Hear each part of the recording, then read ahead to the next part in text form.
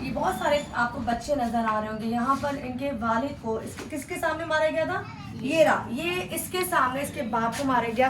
और वो जो इसका बाप था बर्फ लेके आ रहा था, ये दोनों तो बीच में डकैत मिलते हैं जो लोगों को लूट रहे होते हैं, लेकिन उनको लूटते हुए देखकर इसका जो बाप होता है वो बर्फ का टुकड़ा उनको मारता है और उनको बहुत गुस्सा आता है, जिसकी वजह से वो इनके बाप को गोली मार देते हैं। और बहुत सारे लोग होते हैं, कोई भी नहीं इनको बचाता ना रोकता है, और ये बच्चा जाके फिर एक दुकान पे छुप जाता है। लेकिन खैर 3 गोली उस लड़के को लगती है और वो फिर लड़का इन 6 बच्चों का जो बाप होता है वो जान की बाजी हार जाता है। यहाँ पे वालदा मौजूद है। आंटी थोड़ा सा बताएं कहानी, क्या असल कहानी कैसे हुई थी?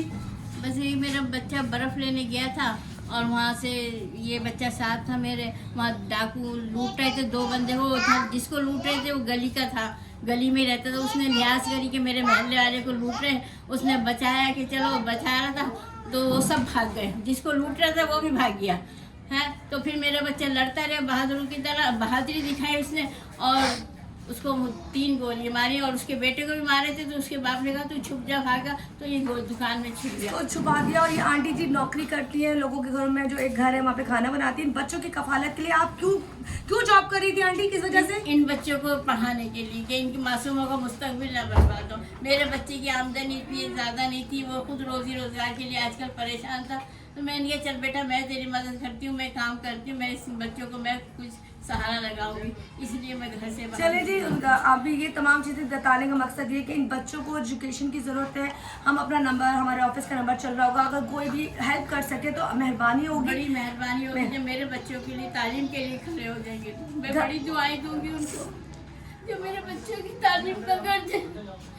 रोटी तो हम दाल रोटी खा ही लेंगे जैसे मेहनत करके, लेकिन बच्चों की फीसें नहीं भर सकते हम, फीसें बहुत महंगी है, वो हमारे से बाहर है। चले ये तमाम घर के हालात है, अगर आपको दिखा दिया जाए। छोटा सा घर है जहाँ पे ये लोग रहते थे, बच्चे मौजूद है अंदर। जो है औरत हाजरा अभी इद्दत में है, माँ बेचारी परेशान है, छोटे छोटे बच्चों का साथ है।